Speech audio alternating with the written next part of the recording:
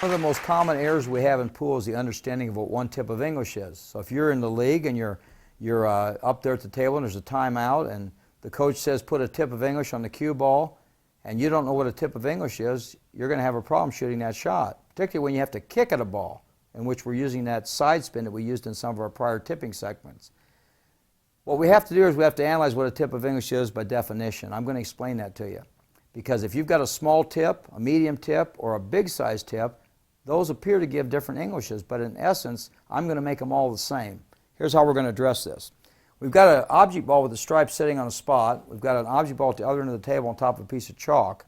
And I'm going to illustrate what English is by definition. Now, first of all, there are two parts to English. I'm going to line up for this ball on the left side of the stripe. That's why I'm using a stripe, so I get the same place. And I'm going to hit this really hard. You notice where the ball went. It went way down here off that rail because that cushion is compressing a whole bunch. So it's what's called shortening up the angle, and we covered that before. Now I'm going to hit the same shot again, and I'm going to hit it on the left side in the same place, but I'm going to hit it real easy. You notice what happened. It hit way up there somewhere. So basically, depending upon the speed you hit it at in the same place on this object ball, you're going to get about 1 million different positions here of finish. And as a result, you have to have a common speed in order to at least start the English process. So this is the speed when you want to work on your English. First, work on the speed like this. Hit the ball down to that end of the table, let it come back to this end, and let it go back off the rail and come back out.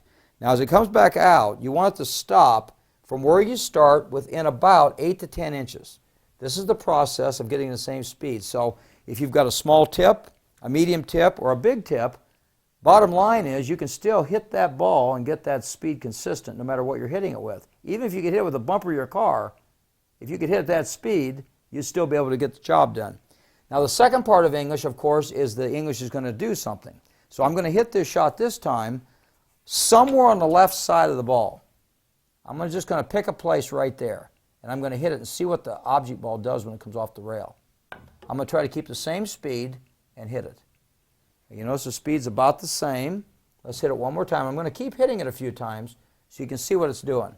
Just watch where the object ball lands. See where it lands. It's landing just about by this piece of chalk. Let's do it one more time.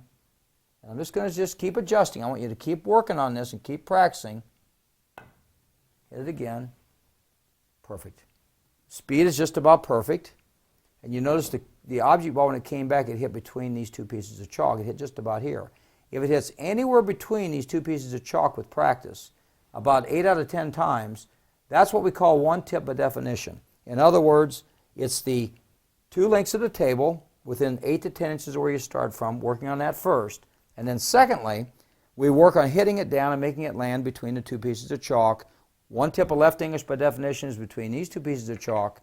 And over to the other side of the table, one tip of English is over here between that chalk and this chalk right here. So you would practice on this with a real dedicated process. And now if I'm in the league and I tell you to put a tip of English by definition, not just a tip of English, but a tip of English by definition, we're all on the same page, and you'll be able to make a lot of these kick shots and even some of the bank shots with more accuracy and more consistency, according to Dr. Q.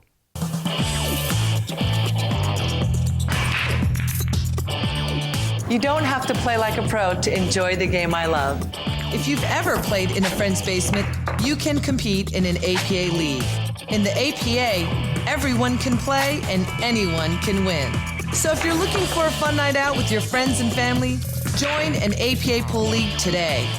Have fun, meet people, play pool. Visit poolplayers.com today.